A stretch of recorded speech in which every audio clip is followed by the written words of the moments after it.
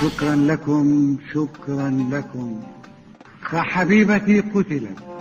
شكرا لكم شكرا لكم، فحبيبتي قتلت. وصار بوسعكم أن تشربوا كأسا على قبر الشهيدة. وقصيدتي اغتيلت، وهل من أمة في الأرض إلا نحن نغتال القصيدة. بلقيس كانت أجمل الملكات في تاريخ بابل. بلقيس كانت أطول النخلات في أرض العراق. كانت إذا تمشي ترافقها طواويس وتتبعها أيائل. بلقيس يا وجعي ويا وجع القصيدة حين تلمسها الأنامل. هل يا ترى من بعد شعرك سوف ترتفع السنابل؟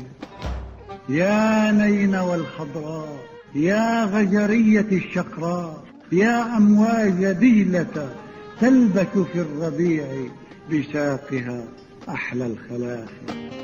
قتلوك يا بلقيس، قتلوك يا بلقيس. أية أمة عربية تلك التي تغتال أصوات البلاد؟ بلقيس لا تتغيبي عني، فإن الشمس بعدك لا تضيء على السواحل. أيتها الشهيدة والقصيدة والمطهرة النقية، سبأ تفتش عن مليكتها، فردي للجماهير التحية.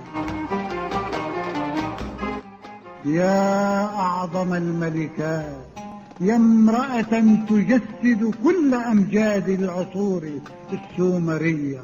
بلقيس يا عصفورة الأحلى، ويا أيقونة الأغلى، ويا دمعا تناثر فوق خد المجدلية. بلقيس يا عطرا بذاكرتي، ويا قبرا يسافر في الغمام. قتلوك يا بلقيس مثل أي غزالة من بعد ما قتلوا الكلام. بلقيس أسألك السماح، فربما كانت حياتك فدية لحياتي. إني لأعرف جيدا أن الذين تورطوا في القتل كان مرادهم أن يقتلوا كلماتي. نامي بحفظ الله أيتها الجميلة، نامي بحفظ الله أيتها الجميلة، فالشعر بعدك مستحيل والأنوثة مستحيلة. ستظل أجيال من الأطفال تسأل عن ضفائرك الطويلة، وتظل أجيال من العشاق تقرأ عنك أيتها المعلمة الأصيلة. طفاك القدر يا شمعتي، خلانا جرب حسرتي. شلي بهالعمر يا دنيتي، محسود على حظي وقسمتي. شلي بهالعمر يا دنيتي، محسود على حظي وقسمتي. خصم الحوذة ما بين يدي وراح، شباب وغاب بتهنى يا مرتاح. خصم الحوذة ما بين يدي وراح، شباب وغاب بتهنى يا مرتاح.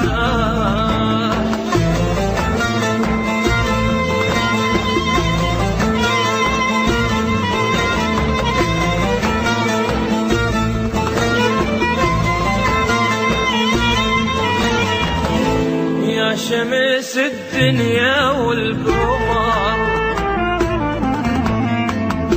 أنا أدفع شبابي والعمر.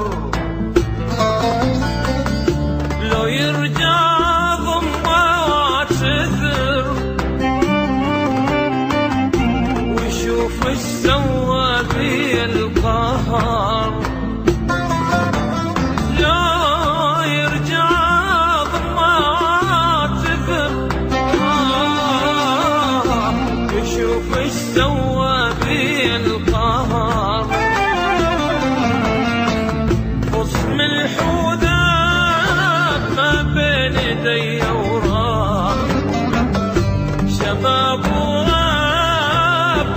عنا يا